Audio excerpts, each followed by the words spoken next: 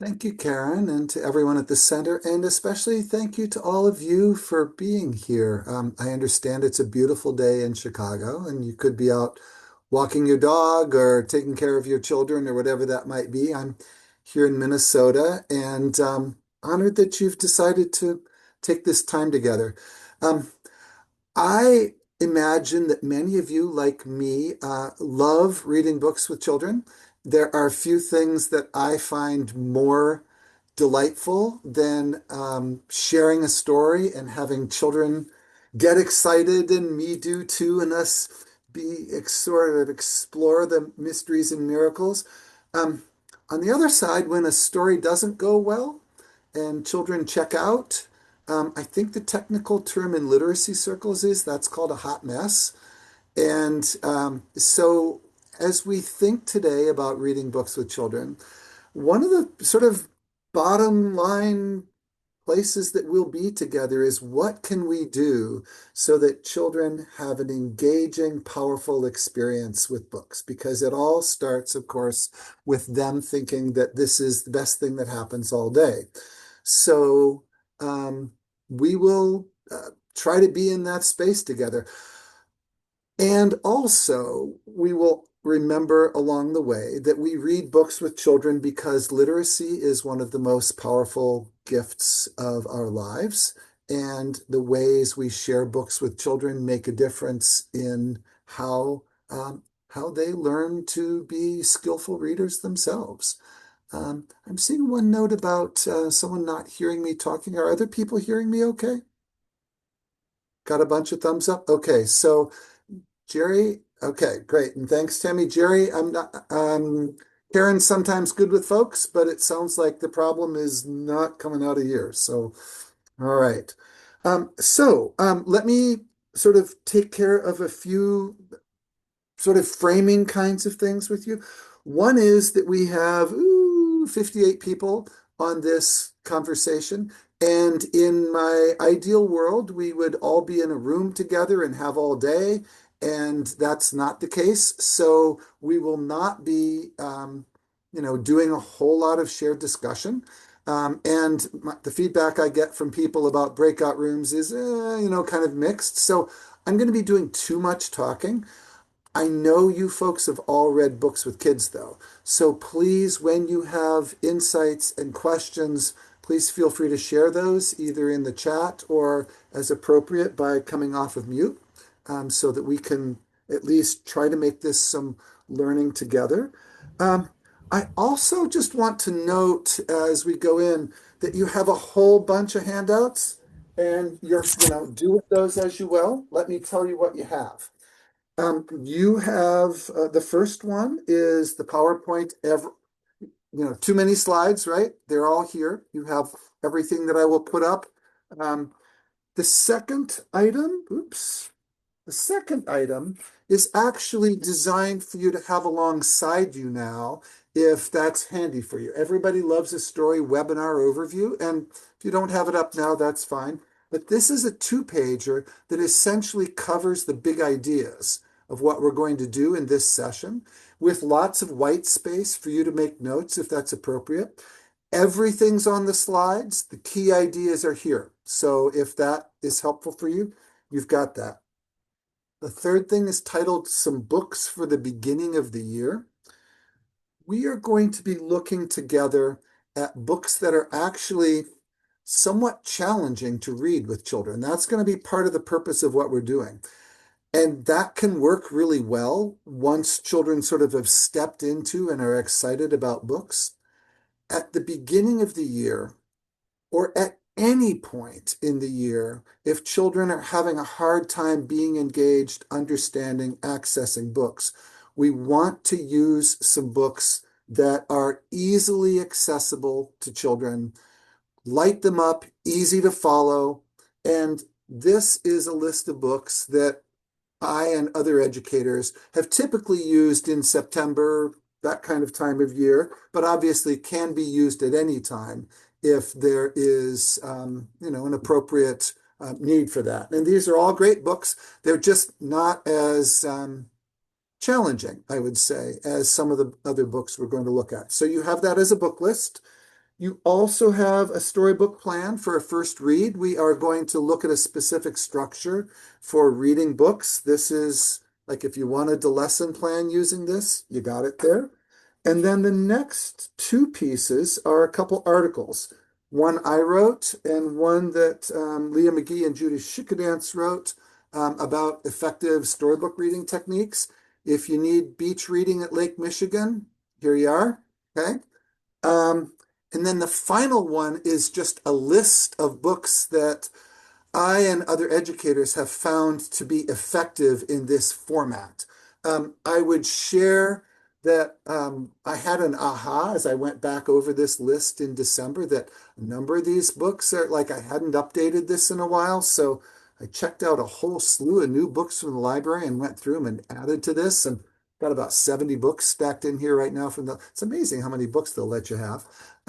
And so I've tried to put some new books on here, but a number of them are, sort of more sort of classic books. If you want to talk about new books, send me an email or a text sometime, and I'd love to. So that's some background. Ooh, all right. Let me sort of take us in. So here we go. This is the first, I'm sorry, this is the third of a series of early literacy workshops. They all stand on their own, and yet they're all related around early literacy skills. And some of you, I think we connected on the first two, and maybe we'll meet at some later ones. So you know that those are all there. In addition, I think the other thing I want to do for just bringing us here is just giving us a moment to let go of whatever may else be going on in your classroom or with your dog or whatever that might be and settle in here just the way we ask kids to.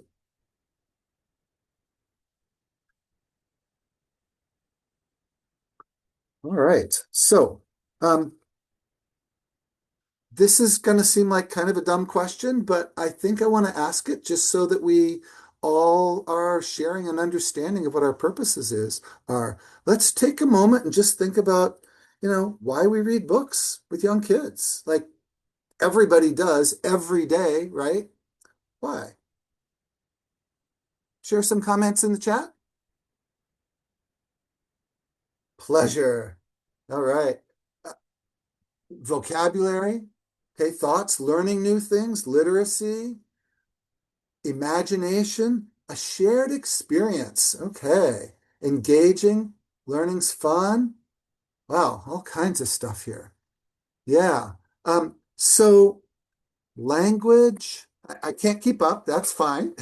Spark their love of reading. I want to highlight that it appears that we have a couple different threads here. One is sort of delight, engagement, enjoyment, right? The pleasure of books, the love for reading in books, as Kelly says, right? Fun, as Faith says. And then we have this collection of, I guess, what I'll refer to as literacy skills, right? Julie mentions comprehension. Elizabeth just says everyone learns to read. Lots of people have talked about vocabulary. And then a number of people have also flagged the idea of building general knowledge of the world, like that we only see so many things outside our door. When we open a book, there are other worlds to be found, right? So there are, I mean, we would do this even if children didn't learn literacy from being read with, but they do, right? Okay. And so we do it both for the delights of the stories and the social connections and the idea of shared story, and we do it because this is how you step into learning to read. And if you think about, what are the three or four most crucial skills in life? Getting along with people, learning to read, right? Okay. And so here we go. And Amy, thank you for that. Book language is different from everyday conversation. We need to bring them into books so that they can see all what happens, right? And become acquainted with how that happens. So let's take a look at those reading processes. And if you've taken any classes anywhere on reading, you've probably seen this model. And if you haven't, here's the basics, right? when we talk about children learning to read, we usually talk about two sets of skills leading to that reading. The first is what's in the blue box, decoding. That's learning the letters and the sounds, right? So we teach children that that's a T, and the T stands for the T sound, and eventually they do, add, and there's Tad's name, right? Okay, whatever that might be. And so that simple decoding, well, it's not simple, that decoding process, right? The green box, that's all those language skills that you folks were describing here, right? Vocabulary, learning about the world, learning about how to think about language, how to put language together in book kinds of ways. And so when we can decode and when we can make sense of language, we put those together and we can comprehend what we read, right? So simple view of reading. That's our basic. And to be clear, just so we'll flag this here, our session today is going to be focused on that green box, the oral language and comprehension. All right. Now, let's be clear. We don't need to spend time on that. Let's spend a moment here, though. Okay. Those of you who have been in the elementary world, you've probably seen Scarborough's reading rope as a reading model. And I want to highlight that what's down there on the bottom where it says word recognition, that's the blue box, decoding word recognition, all right? And what's on top, language comprehension, that's the green box, oral language. But notice a couple other things here. One is that we've got a much larger set of skills described, all right? And also, and this is important for us in early childhood, those skills are developing as individual strands. And what needs to happen for young children is they need to be developing the vocabulary, whether or not they're using it in books, right? They need to be developing their verbal reasoning, whether or not they're using it in books. And over time, what happens in elementary school is those all get woven together, right? Wonderful. You folks actually went farther than this, though. And the sort of state-of-the-art model now looks very complicated, but you folks have actually described it. And I want to highlight it because it's crucial to what we're doing here. First thing to note is up on top, the word recognition oval. That's our blue oval back here, okay? Decoding word recognition. Down on the bottom, language comprehension in the sort of reddish color. That's our green oral language. So far, it looks just the same, except there's a bunch more stuff, okay? There are two important additions here, one that's really important for us, okay? The first one is that bridging process is the purple part in the middle. And what we found, the research says, is that there's actually a whole lot of overlap between the skills that children develop when they're learning to decode and the skills that children develop when they're learning to make sense of language. And I'll give you a classic one, okay? When children develop large vocabularies, one of the things that happens is their brain, in retaining those words, ends up sorting those words in their brain in different ways from the ways they sort those words in their brain when they only have a few. And one of the key differences is they start sorting those words by sound recognition, by phonological awareness. And there's really clear evidence that children that have larger vocabularies hear the sounds of language more easily and sort the sounds. They do better on phonological awareness and phonemic awareness. So vocabulary might seem to be this separate thing. It's not. Children with that skill are not only better at like making sense of what they're reading, they're also tend to be better at decoding. Okay, so as one example. But here's the huge one for our purposes. That green circle, active self-regulation. Children who are skilled readers focus in on the story and are deeply engaged in it, okay?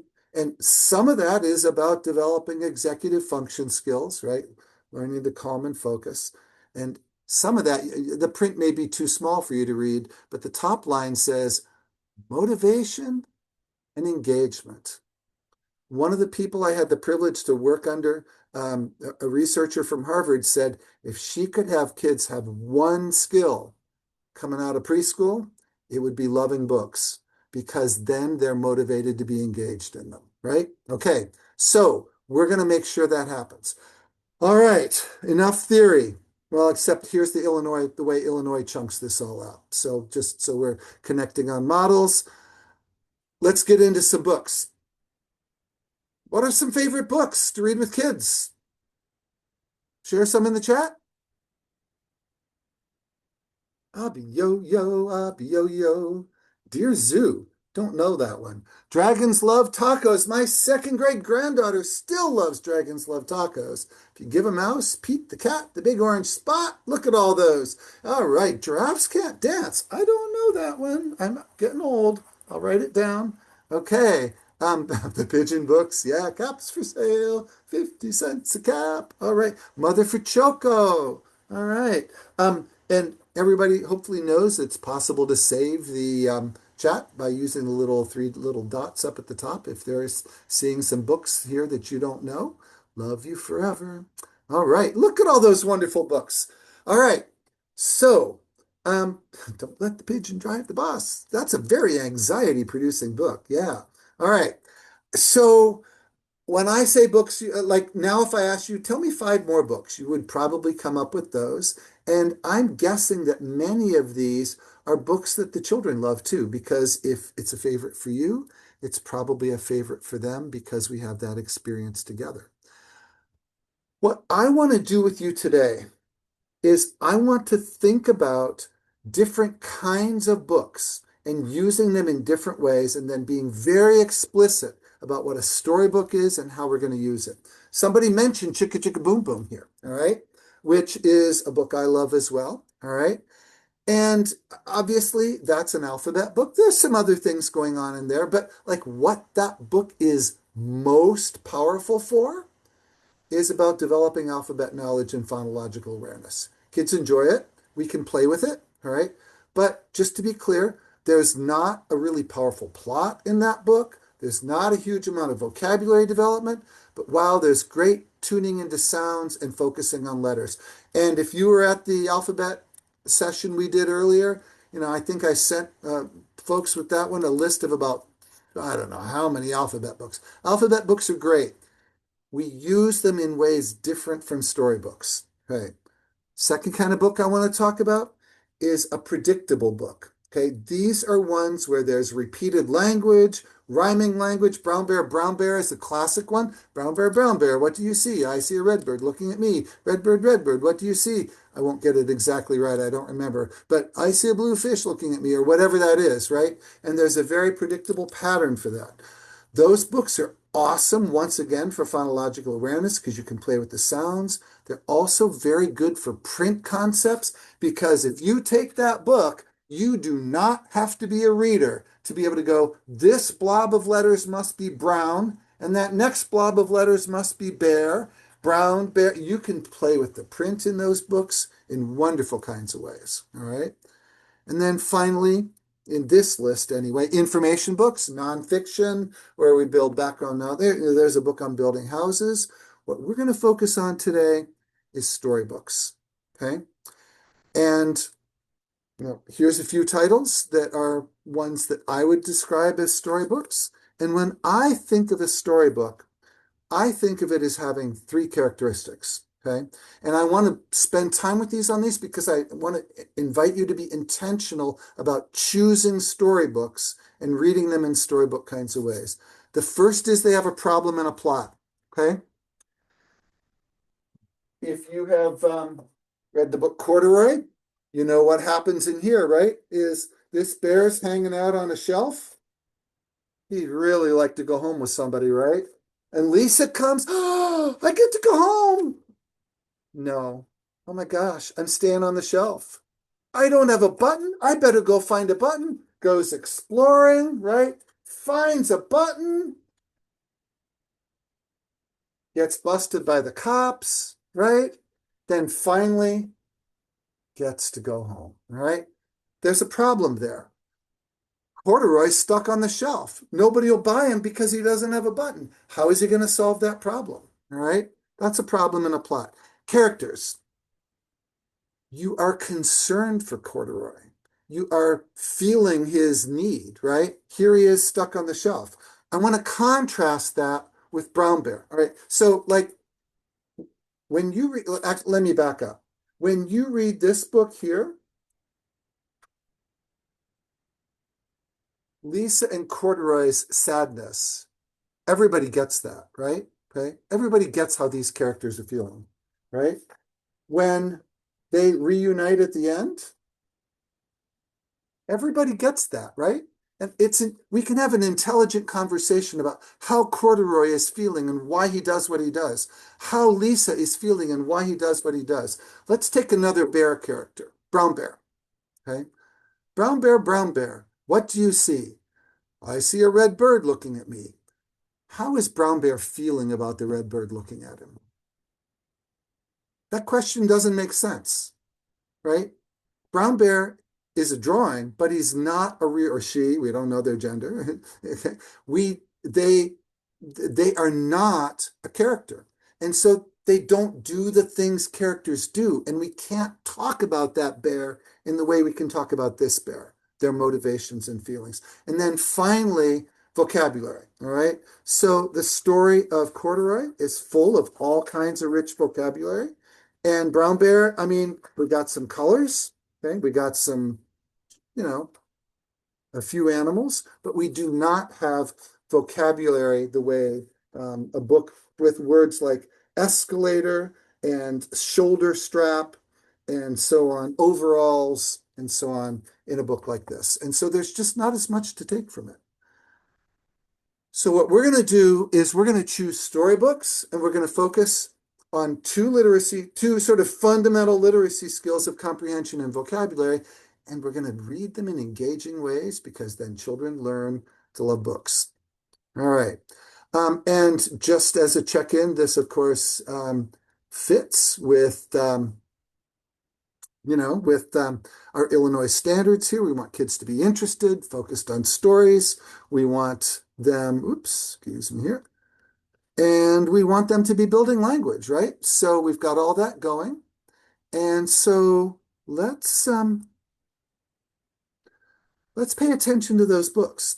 I see someone made reference to creative curriculum. These are actually a couple books from the creative curriculum. I don't know how many people are using that curriculum, but the creative curriculum uses approaches like this. And in fact, we'll talk a little bit more about that. And here's what I hear from teachers when we look at books like A Chair for My Brother or The Girl Who Wore Too Much is they are too hard for children to understand. And what I want to be clear is I'm inviting you to choose books to read with children that are too hard for them and to do that on purpose. And then to support children as we read the books in ways so that they can understand and become engaged and grow the vocabulary, grow their comprehension skills, grow their thinking skills, okay? Let me be clear about one thing, for example. Here's just an example of how that works.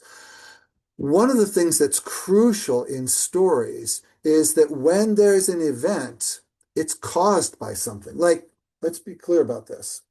Use an example. All right, so Corduroy gets off the shelf and goes looking for a button, right? Why does he do that?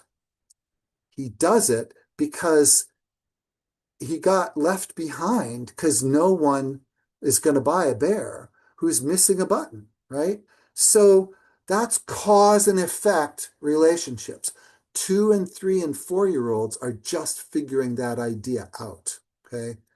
The idea that one thing causes another, that's new, okay? And so one of the things we're doing is choosing books where that kind of causal relationship is kind of complicated and then trying to help them make sense of it, all right? So we're purposefully choosing books that are kind of hard. And what we're going to do is we're going to read those books using very specific strategies to support comprehension, vocabulary, and engagement. And we're going to read them multiple times. Now, we're not going to have time to read them multiple times today, so I'm going to focus on a first read and then give short shrift to second and third reads or fourth reads, and then hopefully you'll have a chance to look at resources over those. All right. But that's sort of what I want to do with you is think about how we do effective first reads with children in ways that build literacy skills and help children be engaged. All right. So in order to get there, what I want to do is I'm going to read a book with you. All right. And it's an old one. Um, but it's one that's actually, if you take a look at it, has some really kind of interesting and challenging comprehension kinds of moments in it. So I'm going to read this book, Paper Bag Princess, to you. Folks, I imagine a lot of folks know this book, and if you don't, now you've got one more to encounter, all right?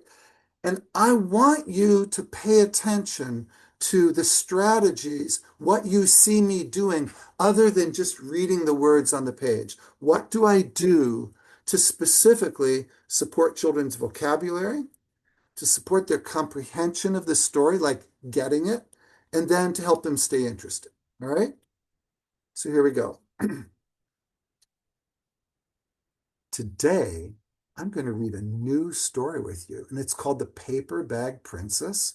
It's kind of a funny name, a paper bag princess, because like this in this story, there is a princess, and her name's Elizabeth. Do you see her right there? But she's a really fancy princess. Do you see her beautiful dress? And she has a crown on top. And Princess Elizabeth, she's going to get married to the prince over here. His name's Ronald. And can you see those hearts there? I think maybe she loves him. So this is a story about Elizabeth trying to get married to Prince Ronald, but there's a big problem, a big problem. You know what happens? Is that one day a dragon comes. Do you see that dragon? And do you see what it has in its claws? It has Prince Ronald in its claws, and it's taking him away. So Elizabeth, she wanted to get married to Prince Ronald, but a dragon came and took him. So she needs to go rescue him. So let's see what Elizabeth does to try to rescue Prince Ronald from the dragon. The Paper Bag Princess by Robert Munsch. Elizabeth was a beautiful princess.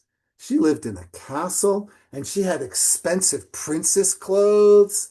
She was going to marry Prince Ronald. There she is, in love with Prince Ronald. See, he has a crown on too. Yeah, Prince and Princess. Unfortunately, that means a bad thing happened. A dragon smashed their castle. Her castle burned all her clothes. She's naked. All her clothes got burnt.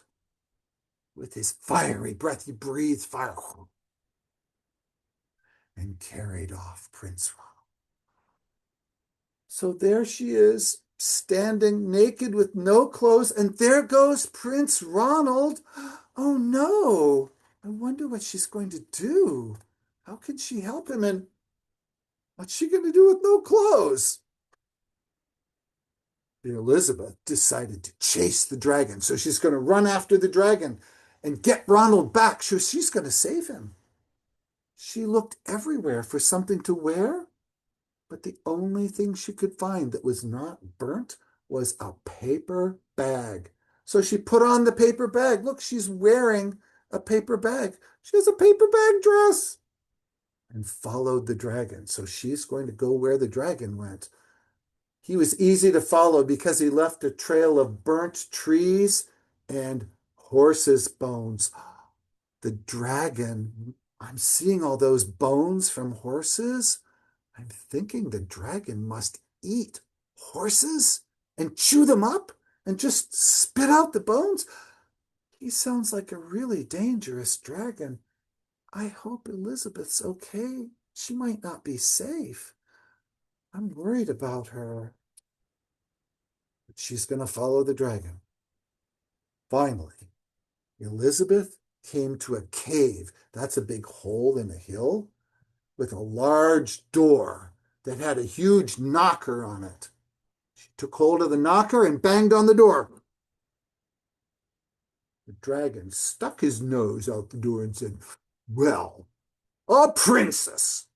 I love to eat princesses." I've already eaten a whole castle today. I'm very busy, dragon. Come back tomorrow. Oh, the dragon was going to eat her, but he's too full. He slammed the door so fast that Elizabeth almost got her nose caught. I wonder what Elizabeth is going to do. Maybe she was going to say, "Hey, dragon, give me Ronald back," but it didn't work, did it? The dragon slammed the door. Elizabeth grabbed the knocker. There's the knocker that she's knocking with. She grabbed the door and banged on the door again. The dragon stuck his nose out the door and said, "Go away! Go away! I love to eat princesses, but I've already eaten a whole castle today. I'm a very busy dragon. Come back tomorrow." "Wait!" shouted Elizabeth. "Is it true that you are the smartest and fiercest dragon in the whole world?" "Yes," said the dragon. So she's telling him, "Oh, you're really smart. You're really fierce. That's mean. And look at the dragon. He's feeling all proud." Yeah. "Is it true," said Elizabeth, "that you can burn up 10 forests with your fiery breath?" "Oh, yes," said the dragon. And he took a huge deep breath and breathed out so much fire that he burnt up 50 forests. See the fire there? He's breathing it out and burning up forests. "Fantastic," said Elizabeth. And the dragon took another huge breath and breathed out so much fire that he burnt up 100 forests. "Magnificent. Oh, that's great." She's saying, "Oh, that's wonderful." And the dragon took another huge breath. And this time, nothing came out. The dragon didn't even have enough fire to cook a meatball. So he breathed all his fire. No fire left. He had lots of fire there. No more. I think she's smiling. See her smile. The dragon doesn't have any more fire now. Elizabeth said, "Dragon, is it true that you can fly around the world in just 10 seconds? 1, 2, 3, 4, 5, 6, 7, 8, 9, 10. "Why, yes," said the dragon, and jumped up and flew all the way around the world in just 10 seconds. He was very tired when he came back. But Elizabeth shouted, "Fantastic! Do it again!" So the dragon jumped up and flew around the whole world in just 20 seconds. When he got back, he was too tired to talk, and he lay down and went straight to sleep. So he flew around the world so much that now he's so tired, he's asleep. I wonder what she'll do now that he's asleep. Do you think she can get Ronald now? Let's see. There's the door. Oh, there's Ronald up there. Maybe she can save him now. Let's see. Elizabeth whispered very softly, "Hey, dragon." Dragon didn't move at all.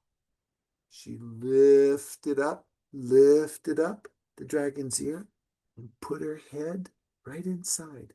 She shouted as loud as she could, "Hey, dragon!" The dragon was so tired, he didn't even move. He's fallen asleep. Oh, maybe she can get Ronald now. Let's see. I think she will. Elizabeth walked right over the dragon and opened the door to the cave. There was Prince Ronald. Look, there he is. I think she saved him. He looked at her and said, "Elizabeth, you are a mess." You know what a mess is, right? Sometimes we make a mess, right? He's saying that she's a mess. "You smell like ashes." That's the powder from the fire. "Your hair is all tangled." He's saying her hair's messy. And you're wearing a dirty old paper bag. Come back when you're dressed like a real princess. My goodness. She rescued him, and he's saying that she's smelly and messy and has ugly clothes.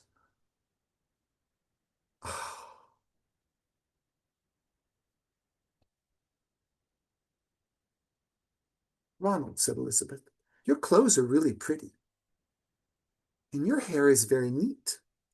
You look like a real prince, but you're a bum. And they didn't get married after all. Oh, goodness. So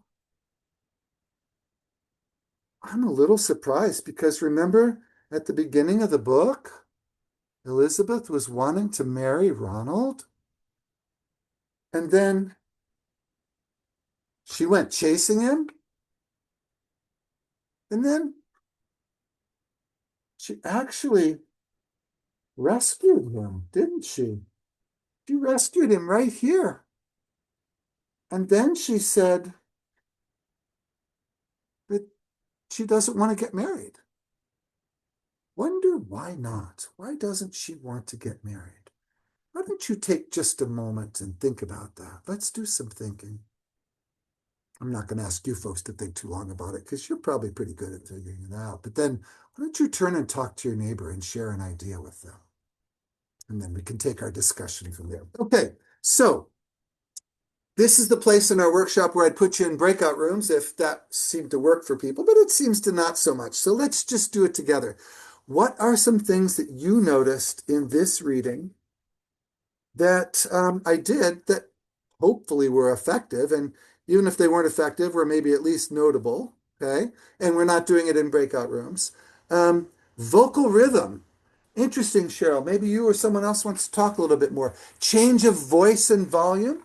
All right, so we've got a couple people noticing voice. Jessica talking about tone. I'm seeing Jenny, it mentions summarizing, and Anne is talking about a synopsis. Those would both be things related to helping kids understand. Nora mentioned synonym for words like fierce and magnificent, explaining vocabulary, facial expressions during the story, reiterating the key vocabulary, highlighting. Okay, encouraging using predict, another comprehension, adding details. All right, defining vocabulary. Wow, lots of stuff here. Explaining the pages in simpler terms. Ooh, hopefully you're reading all these. Defining, pausing and explaining. Excitement, setting the scene. All right, pacing of words and story. Thank you for that, Cheryl.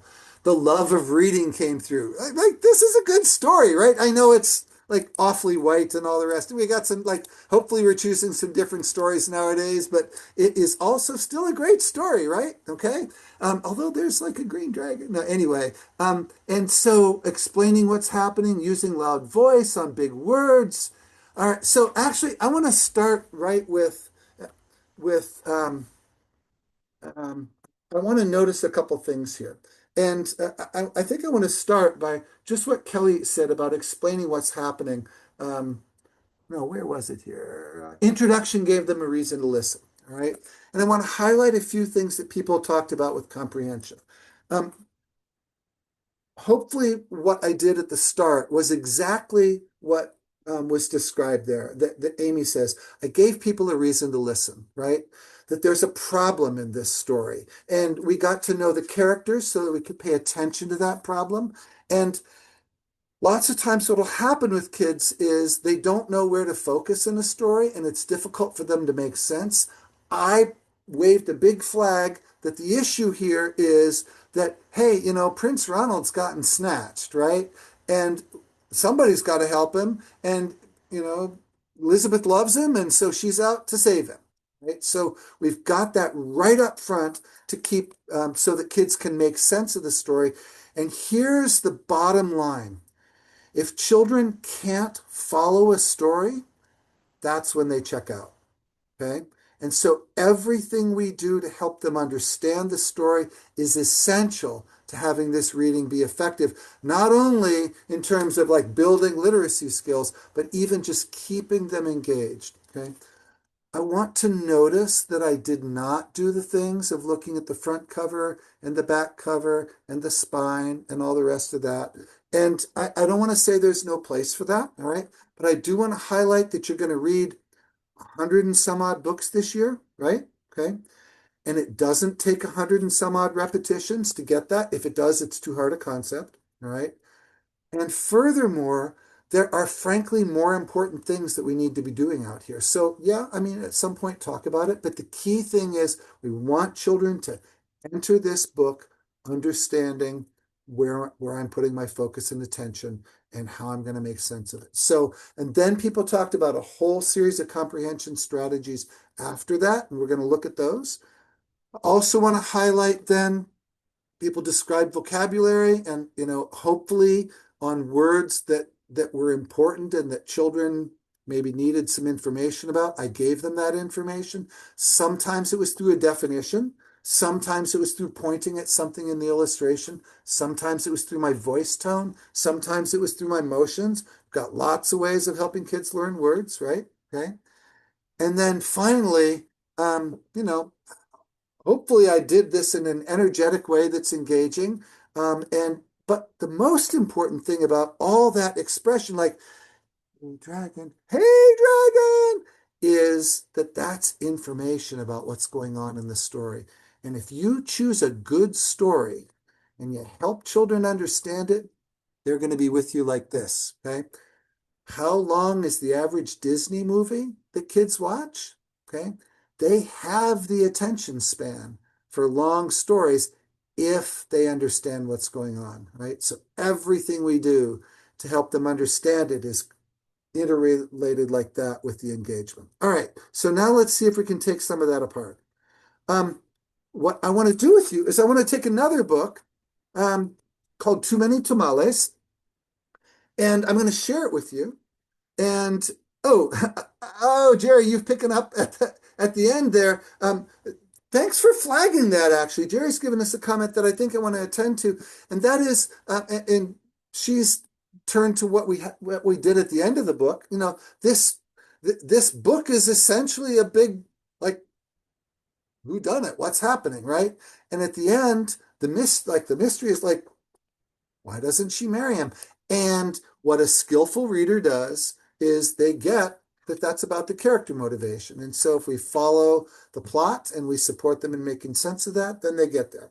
All right, so I'm going to read some pages from Too Many Tamales, and I want you to focus on the vocabulary. And whenever there's a word that children in your classroom would, have a bit of time with, I want you to note that.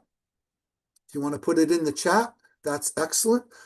I'm going to choose to read more of it than we really need to for the vocabulary, because what's going to happen is that we're also then going to unpack the comprehension. So I want you to know the story. I'm not going to do a lot to read it expressively because we don't need that right now. You're skillful readers and you can make your own decisions about that. And I want you to just focus on the text right now. As has been pointed out, right in the beginning, for some children, the word tamales is going to be very familiar, and for other children, not at all. And that's a basic principle with reading, right? Is that we read a book with the comprehension, understandings of the children that we're reading with in mind. We really have to get inside their background and their experiences. All right, so let's take a look. Snow drifted through the streets, and now that it was dusk, Christmas trees glittered in the windows. Dusk, okay. Drifted, yeah. Dusk and drifted. When I worked with some folks in Yuma, Arizona, we had to explain snow. Not a problem in Chicago or here in Minnesota, but it's who your kids are with, right? Glistened also. Thanks, Cheryl. All right. Or glittered. It is. Yeah, one of those G words. All right. And excuse me, I do not speak Spanish and can't even feign an accent, so my apologies. Maria moved her nose Maria moved her nose off the glass and, oops, I missed. No, I didn't. There we go. Yep. Maria moved her nose off the glass. There's a little comprehension piece. She had her head out the window, right? Her face on the window, and came back to the counter. She was acting grown up now, helping her mother make tamales. Their hands were sticky with masa. That's very good, her mother said. Maria happily kneaded the dough, kneaded Kneaded, not kneaded the other way. Kneaded the masa. She felt grown up wearing her mother's apron. Her mom had even let her wear lipstick and perfume. If only I could wear mom's ring, she thought to herself. Okay. All right. I want to just pause here and I want to notice all the words you folks are throwing up there. There's a lot, right? And I want to highlight something. If we stop and help children make sense of every one of those words on a first read, this story is going to die, isn't it? Okay. So one of the things we're going to have to do is give little hints for words where we can do that. All right. And spend more time on words that it's essential that children know for making sense of the story. And in this particular story, masa is going to be a crucial word because the ring is going to get lost in the masa. At least that's what the child thinks. All right. So you're going to have to make, and so like with a word like needed, you're going to have to decide, am I going to do a little vocabulary aside and talk about needed, or do I just make some motions with my hands? Or maybe I go needed, like with Play-Doh, and then, move on. Okay. So you'll be making decisions. All right.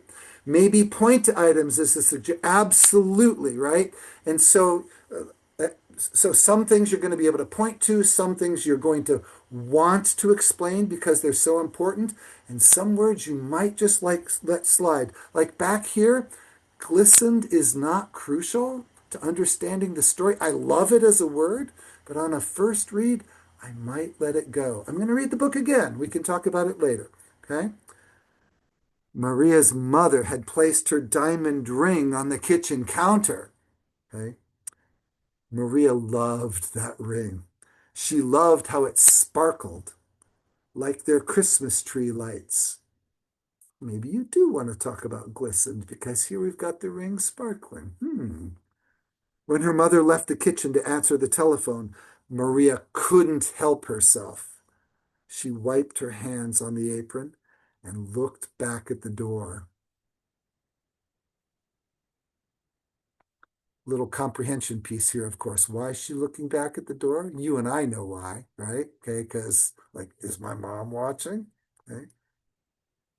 I'll wear the ring for just a minute, she said to herself.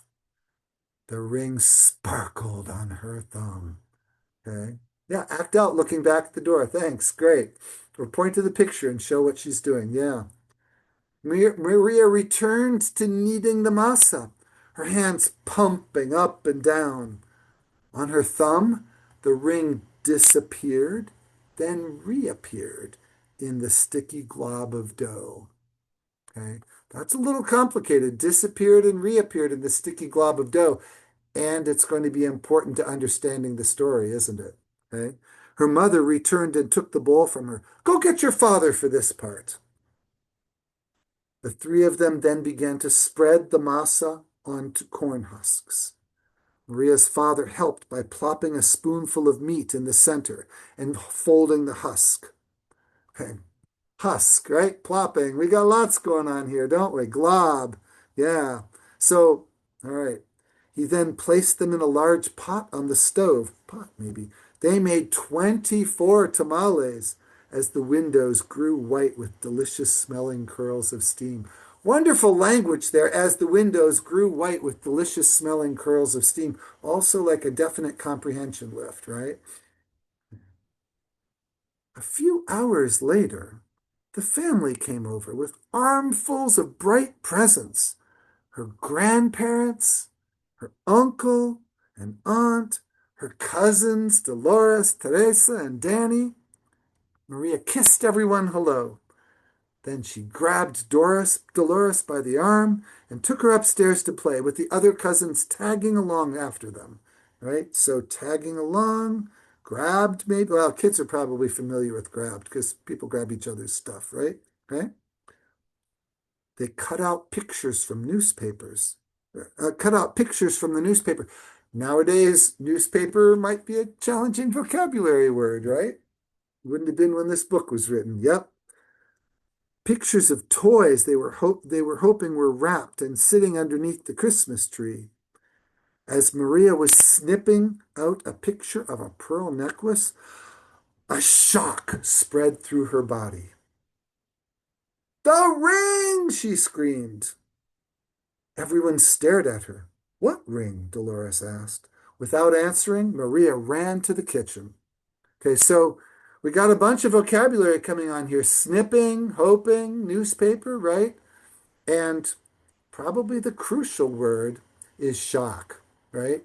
Maria's going, OMG, where's the ring? Right? And so we need kids to get that. So we need to, that word shock we'll need to do something with, right? Okay. The steaming tamales lay piled on a platter. The ring is inside one of the tamales, she thought to herself. It must have come off when I was kneading the masa. See, now we've got that word kneading showing up again, and it's an important one, isn't it?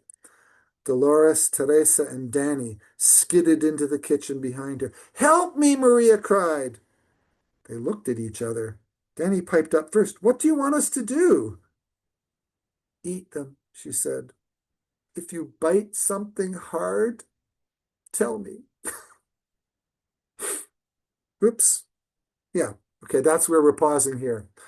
You folks have unpacked all kinds of words, and we've actually had a pretty extensive discussion about what we do with those. First is that there are some words that are really going to matter in this story. It's really important that children understand those words, not only for vocabulary development, but because they're necessary to comprehension. If kids don't get what's going on with her kneading and thinking she's lost the ring in the dough, the story doesn't make any sense, right? So there's a place where we're going to need to give vocabulary and comprehension support, right? Okay. Some of the other words, maybe not as much. Tamales lay piled. Piled is likely a vocabulary word, right? But, the fact that they're piled, okay, it's not crucial to the story understanding. So, as someone suggested, we might just point to illustrations, okay, rather than slow the story down by explaining that word. Or we might save the discussion of that word till a second or third read. What I want to do is I want to show you a teacher who is in the midst, and you saw me do this stuff, okay? But here's a teacher with kids and who's in the midst of reading a story and some strategies she's using for reading, making the vocabulary words make sense. And let me know if this doesn't work, because I'm not sure I shared the video the right way now that I remember about it. We're going to see her focus on the words reverse and barge. And she's reading, oh shoot, what's the name of that book with the garbage truck? I'm forgetting the name. One of you knows. Is it I Stink? Is that right? Yeah, I Stink. Thanks. Thank you, Jerry. All right, and Julie. Okay, so here we go. Let's see, notice what we see. Oh, and just so you know, this poor teacher is actually being observed by, that's her literacy coach in the background, and I'm there too, and, so poor person. Is he going to put all that garbage right in the water? Yeah! Is that a good idea? No, I think he's putting it right inside that bit. Yeah, I think right there. Right inside there? Oh, the lights flash. The driver going reverse.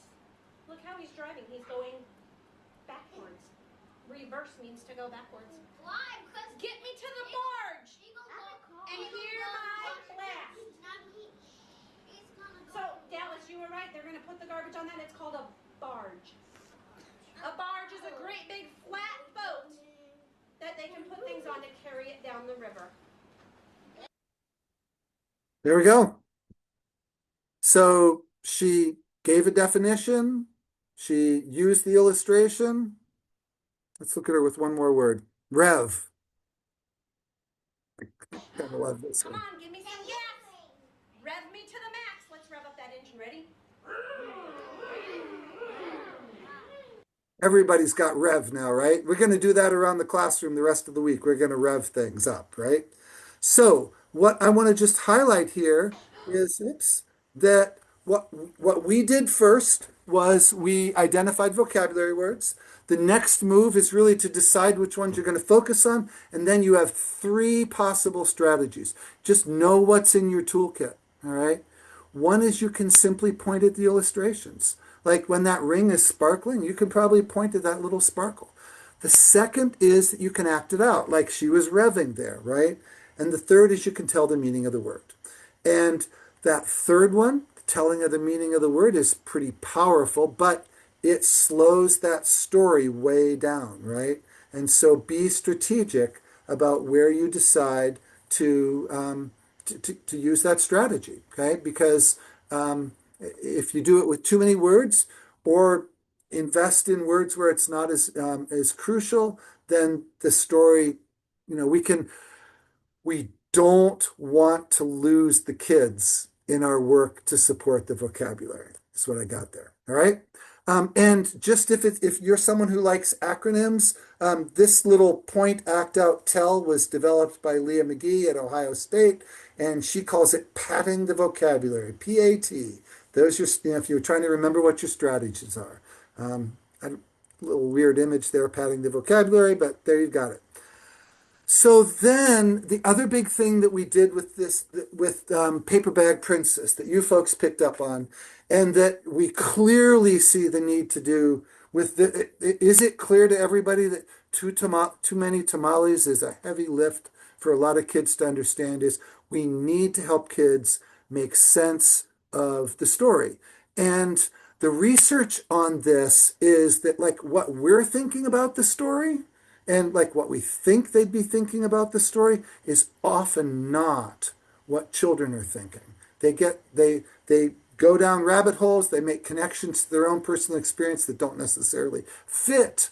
They get confused about motivations. They have a difficult time figuring out how actions are related. We could spend a whole lot of time thinking about children's comprehension miscues. And actually, you want an interesting study on that. Judy Schickadance and Molly Collins do a wonderful job in this book, So Much More Than the ABCs, which I reference later on. One of the things that Judy is brilliant at is observing children during stories, listening to their comments, and then trying to figure out why they said what they said. Because, when they make those crazy comments, for the child, that crazy comment makes sense, okay? But it is also evidence of how they're thinking isn't necessarily tied to what's happening in the story. And we want it to be. So we need to help them make sense so that they can comprehend and so that they don't check out, right? Because that's what happens when they don't understand, is they not only is the literacy learning lost, but they start poking the child next to them and rolling around and playing with the blocks on the shelf back behind. All right, so I find it useful to think about the story comprehension support as happening sort of in three stages. One is what happens before the story, another is what happens during, and then the final is like what we do at the end. And we've already unpacked a fair amount of this, but let's get specific about it, all right? So now, before the story,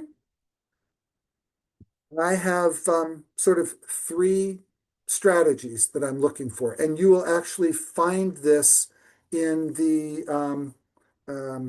in the story reading lesson plan format. Okay, introduce the main character, point towards the problem, and give a purpose. Okay, so in Paper Bag Princess, the main characters, of course, were Ronald and Elizabeth and the dragon. And the problem is she loses her future partner, right? And and needs to go get him. So let's figure out how that's going to happen. Okay, in Too Many Tamales, that problem is about Maria. Maria tries on her mother's ring and she loses it, or at least she thinks she does, right? Would that be a big problem if you had your mom's wedding ring or if you had some of your mom's jewelry and you thought you lost it? Right? Okay, that's a reason to read, right? Okay. Oh, Lee, thanks for inquiring about Wonder Wheel. And if someone wants to put some comments, that is, other people are more familiar with that model than I am, I'm sure. So please offer that as you will. Um, all right. So before reading, we help children focus on the problem. And we may do other things as well, like if you're going to talk about the cover and the author and so on. But we don't want those to get in the way of helping children go, oh, what's Elizabeth going to do to help out that turns out jerk of a guy, right? During the reading. Then, we're focused on supporting comprehension, and we basically have three strategies for doing that, okay?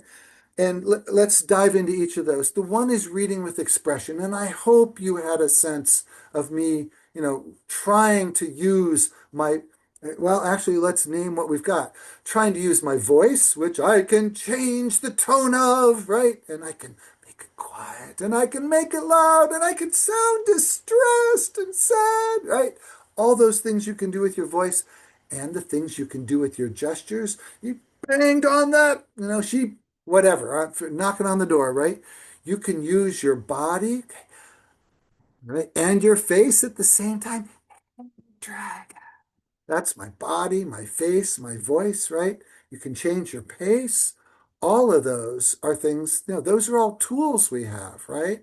And so, and I want to be clear, those are, I mean, they make it entertaining, right? If I'm like this, it's entertaining, but it also helps children understand the story. When I go, she lifted up his ear and shouted, "Hey, dragon!" Okay, she just did a scary thing. I mean, and a big thing, right? It's like they get what's going on, right? So that reading with expression it's about meaning as much as it is about entertainment, right?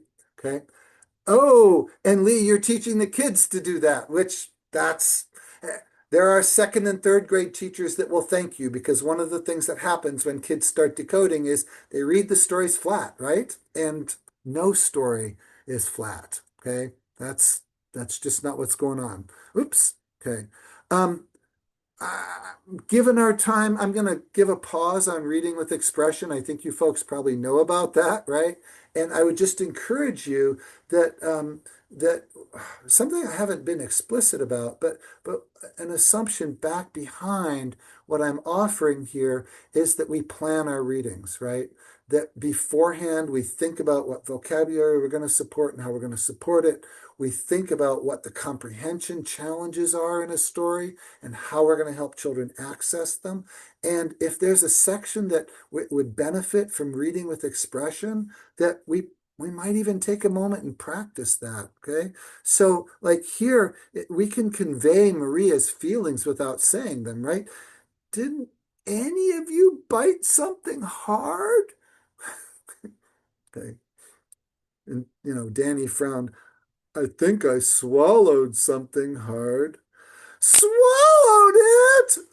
OMG, right? Okay. So our reading with expression, I don't need to say Maria felt devastated about the idea that the ring might be in her brother's stomach, right? Because she said swallowed it. Okay. So thinking about how we read ahead of time so that we offer that. And I have yet to find children that are bothered by like you being a little too dramatic, as long as it's not like over the top, right? Scary, that kind of thing. All right. So, reading with expression is a key comprehension tool. The second big one, of course, is comprehension comments. And lots of you commented on things that I did during that story, like where I would summarize, I would explain things. I would wonder about things. Let's see if I can remember any of the items that I did. I think here, for example, I did some wondering about, oh, I hope she's going to be safe, right? Sort of setting up the drama of the story. I paused to notice the sort of gleam in her eye here about the dragon, and that, oh, highlighting that the dragon's all out of fire, right? That was not text that was in the book, right?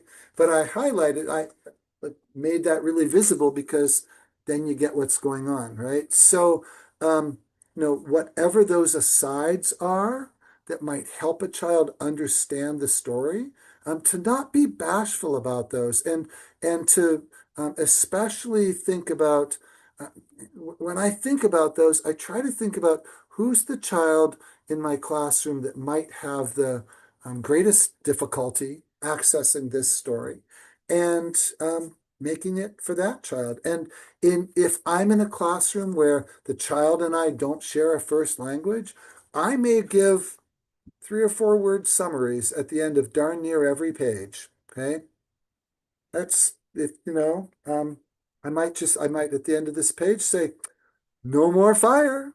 Okay, fire's all gone. Whatever it is that helps every child in that classroom make sense of what's going on. Um,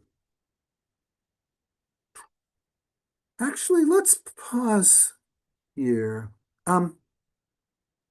So here's this page where where the text says they cut out pictures from the newspaper, pictures of toys they were hoping were wrapped and sitting underneath the Christmas tree. As Maria was snipping out a picture of a pearl necklace, a shock spread through her body. "The ring!" she screamed. Everyone stared at her. "What ring?" Dolores asked. "What ring?" Dolores asked. Without answering, Maria ran to the kitchen. Now, you and I know what Maria is thinking when she says, "the ring," right? Is every child in our class going to get what she's thinking when she says that? I don't think so. Okay. I mean, the inference here is Maria is shocked, the ring, because she's thinking, I've lost the ring. Okay. Now, do I have the book handy? I'd invite you to just take for a moment and think about, like, how might you support children in understanding that challenge right there of making sense of what's going on for Maria, because is a key this is a key moment in the book. Kids need to get that Maria thinks she's lost her mother's ring.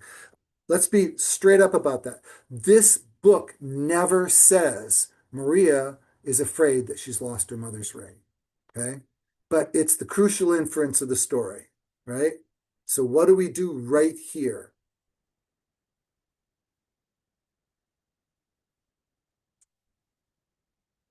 I want to encourage you, ask if they've experienced something similar, okay? Pausing for processing, absolutely, okay? A long pause.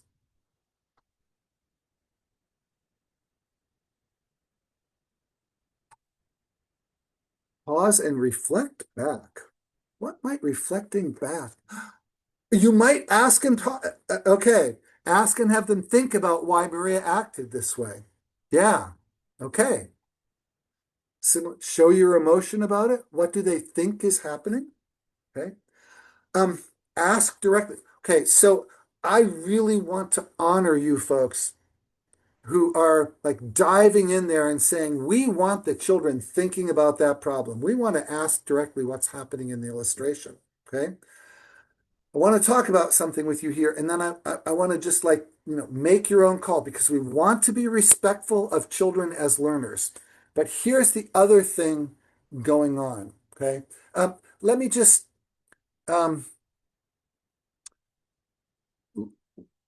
think about something that a child might. So I asked the children, why do you think Maria is saying the ring? Okay, let me just imagine I'm asking that question. Okay, what might be some things that children might say that are off base? Okay. They might, I'm making this up. It's difficult to get in a 4-year-old's head at this standpoint, but they might say something like, she wants her mom's ring. Okay. Um, or she, I don't know. Okay. Let's just imagine, I'll give you an example from a story. And this is why I'm telling you this. Okay. So, let's see. Oh, if I can. I, I, I'm going to share it in general terms rather than try to unpack a specific, I think. One of the things that can happen in reading a story is that when we ask a question, children can surface ideas in response to that are way off base. Okay. And we want to be respectful of children as learners, but here's what tends to happen with young kids. Actually, see if I can think of this. So I'm thinking, I've actually got a bit of an example here. Um, a teacher was reading a book, was about to read a book about an older sibling and a younger sibling in the family. And she asked a question right out on the cover about something about the siblings. And some kid who had a younger sibling said, he's going to get in trouble. Okay, because that's what happens at their house, right? Okay, and we want children to use predicting skills, right?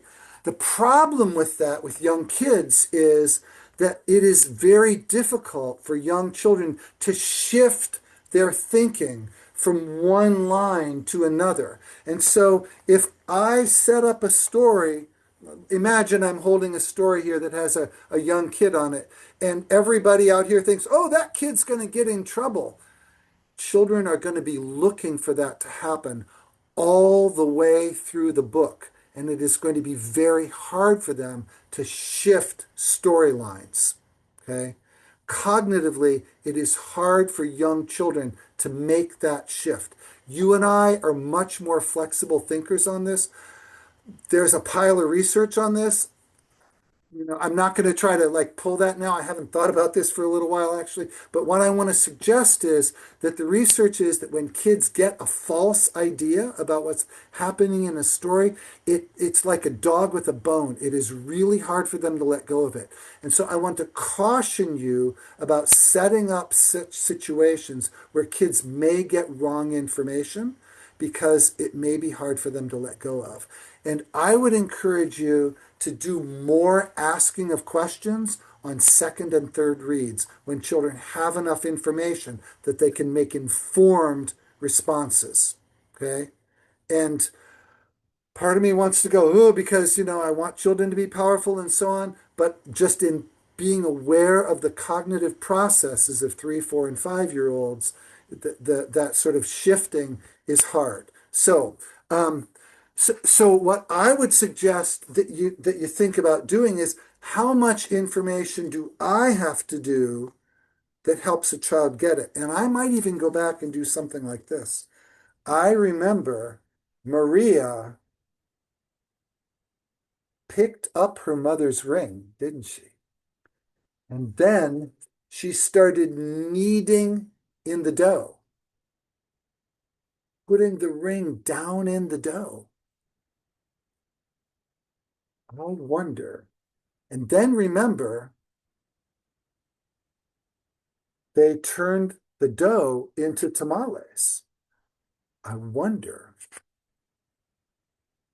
if she's thinking that the ring is still in the dough. I might be that explicit. Okay. Now, I want to highlight that I didn't just say, I wonder if she's thinking the ring is in the dough, that I went back and highlighted the evidence for it. Okay. Another way to do that would be at the end of the story. I asked this sort of end of the story question. I wonder why well, with Paper Bag Princess, I wonder why she decided not to marry him. with this book at the end of the story, that might be my question.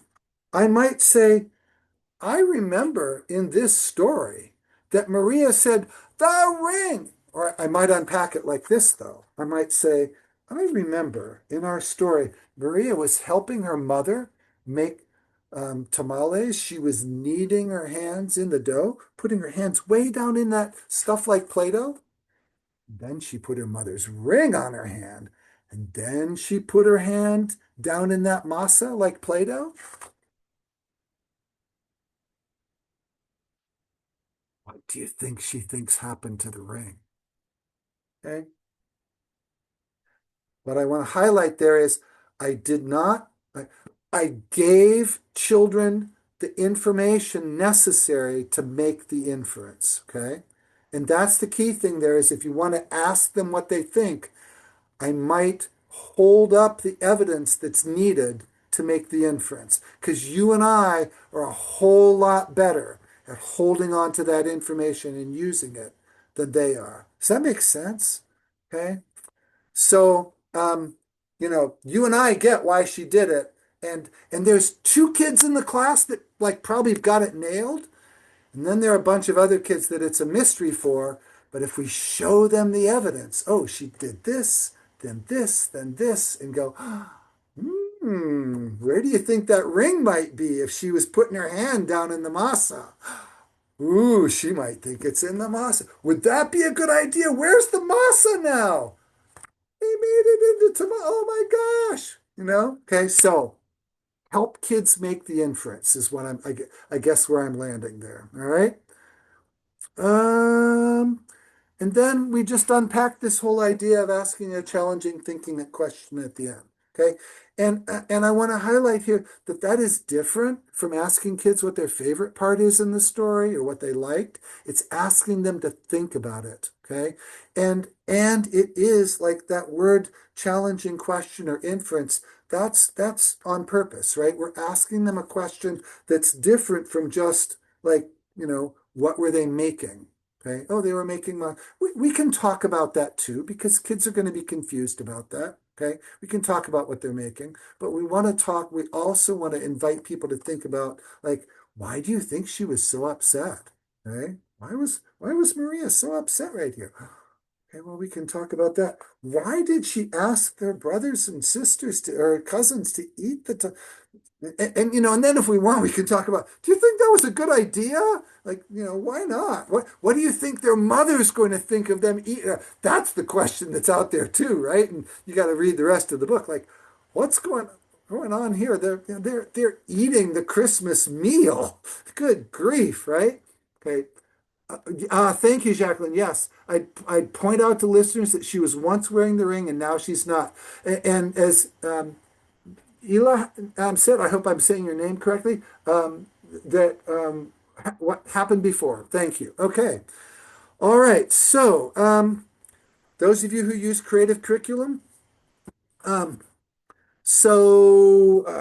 note something for you that are using creative curriculum. Where are we? If you look at the handouts, the sixth handout, the one from Reading Rockets, has two lead authors. One of them is Judith Schickedance, person who wrote this book. The other one is Leah McGee of Ohio State. Leah McGee is the lead author on the creative curriculum reading strategies. Okay, so what I've described to you right here, this is what creative curriculum is asking you to do. They may not name it exactly the same way. They may not be as explicit about it, but this is what they're doing. All right. I think as I've described, I'd invite you to use this process to be intentional about reading. Read the story beforehand, decide how you're going to support children, what they need help with. One of your handouts is a storybook plan. If that's useful for you, it's in a Word document form, so you can keyboard on it if you want, turn it into a PDF or ignore it as you will. But everything we talked about there today is actually highlighted.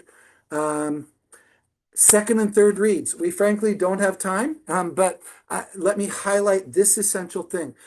In the first read, what I just did with you was I was the reader. I was building children's knowledge. I want to be clear to you that there was once upon a time where I never would have read like this. I would have asked a ton of questions in the first read, and I want to offer that in this model of a first read, this is about us helping understand something that's hard. Okay, so like we are modeling being a reader. Oh, I wonder why she did this. Oh, I'm thinking that. Oh, this word means that. Okay, we are using our skill as an ideal reader to help kids get it. Okay, then once you've done that and everybody understands the basic structure of the story, then you can read it a second time and a third time, and you can ask all kinds of questions. Remember what's going to happen next, right? So here they are. They're in love. Remember who shows up next? Oh, yeah, the dragon. Okay, like, right? Okay. The dragon came and what did he do to the castle? He smashed it, right? Remember smash? Okay. So, like, second, third readings, read the words so that the kids get the words, but this is a party. Like, have a dialogue and ask them questions that are built off the text. Ask them questions. So I would actually suggest, like, here's a really crude outline for second and third reads. Second read, I'll ask a lot of questions, and a lot of the questions will be recall questions. What happens next? Okay. Third read, a lot of inference questions. Why do you think she did that? Right? Because they've got more depth. That's a sort of crude understanding, but works pretty well, actually. Um, because we're not going to talk about second and third reads, there's a couple resources for you. You have the reading rockets in your handout. There's so much more than the ABCs is the single best book I know on early literacy. And the everything we've talked about and more is in there from someone who knows it backwards and forwards. Um, let's see. Last big idea I think I want to leave us with. And we had some folks earlier talking about sort of how books open children's knowledge to the world, right? And I imagine many of you are familiar with this idea of books being mirrors and windows and sliding glass doors, that we want children to experience their own world. Okay, so for some children, the idea of making tamales at Christmas and kissing your cousins is absolutely right there. We want them to see themselves in that book, right? And then for other children, we want there to be windows, right? That this idea of kissing your cousins, okay, I wouldn't do that, right? And so, like, we're learning about the big world out there, right? We do know that diversity in children's books is an issue. I hope that you are finding, I have to tell you that I think this is a golden age for Latino children's books. I'm stunned at what's out there now. So there are ways for every child to be seen. We have large Native American community where I am here, and there are some wonderful books about from Ojibwe backgrounds and so on. So recognizing what children are arriving with and helping that be seen in their books, helping them see their own lives in their books, but also then helping them expand from there, right? So, thinking about the kids that we work with, what's in their cultural knowledge, and connecting with that, and then finding other titles. I, I don't want this to be TMI, but right now I'm just outside of Minneapolis, and schools are closed in the entire city because of what's happening. And we're all trying to come up with children's books for all kinds of Latino kids that are shut in because they don't go out on the street. So thinking about how can they have books so that they see their lives. And, one more way of people feeling like they belong, right, is for people to see themselves in books. Um, we've got a couple minutes here. I want to just invite you, if there are books that you have been sharing lately where you are feeling like this is such a wonderful book for my community, I just invite people to put some titles in the chat. Palantero, man. I don't know that one. Okay, thank you.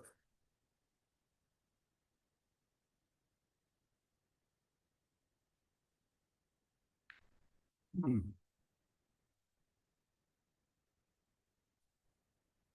I want to offer one that's a Peanut Man. I don't know that. Hair Love, The Napping House. Okay. Monsieur Dodd sings. Oh, thank you. Here it's a family affair. The pot that Juan built. We have a link here from Kristen. Thank you. Yeah. Follow the drinking gourd. Thank you. Where are you from? No, scared too. Harold in the Purple Crayon. Sulwe. Thank you. Right. Snow is my as deep as my boots are tall. I don't know that one. Last okay. Look at all these wonderful titles. Peter's Chair. Used to write books for my sons because I knew that was the only way they'd see their name in a book. All right. My granddaughter, her name is Josephine, and we found the book Josie Sings. Oh, no, excuse me, Josie Dances, and she loves that book. Yes. Oh, that's wonderful. Thank you. Thank you, Amani. Yes. Yes. Okay. Hair Love is my favorite. Jason's Impossible Garden. Knuffle Bunny. All right. Yeah. Okay. Tattoo Story. Keep them coming if you'd like. We have just a few minutes, so I'm going to try to bring us to some next steps. And I'd encourage you to take a moment and just notice a few things. One is, hopefully, I'm sure, as we were talking here, you were noticing things about what you do and what the practices are in your school or in your curriculum or what the resources are, where you're thinking, wow, this is really a strength we have. We are so intentional about vocabulary or choosing books that stretch children or whatever that might be. And notice that, okay? And you know, for that matter, give the teacher down the hall a compliment. Hey, I was on this webinar yesterday and you're so nailing it, right? Okay. We need to notice what we do well, partly to feel good and partly because then we can be conscious of the strategies we're doing that matter. All right. And then I'd encourage you to think too about some of the things that we looked at today that might be um, um, strategies that you think would be valuable to incorporate. Maybe it's doing something a little different with vocabulary. Maybe it is being being brave and stretching how you use your voice or your face or whatever that might be. Maybe it's that pausing to unpack comprehension for kids. Whatever that it might just be in like being choosing to bring some other books in from what you've done before and think about what those things are and use those. Questions, we always learn from being curious, right? And so the acknowledgement of what it is we're curious about helps give us direction in our thinking and learning. So whatever it is you're wondering about, I'd encourage you to jot that down. If it's helpful to be in touch, there's my email. I'm all bundled up for winter in that one. It's actually warm outside right now by Minnesota standards anyway, and by Chicago standards. But I'm always love talking about books and I would love to correspond about whatever your questions might be or your strategies might be, or if there's a book title you'd love to share, or you'd love to talk some about other things around these, please feel free to get in touch. I guess the last thing I want to offer is just gratitude to all of you for being with children, sharing your love of books with children, trying to do the right thing by every child in that classroom. And yeah, thank you.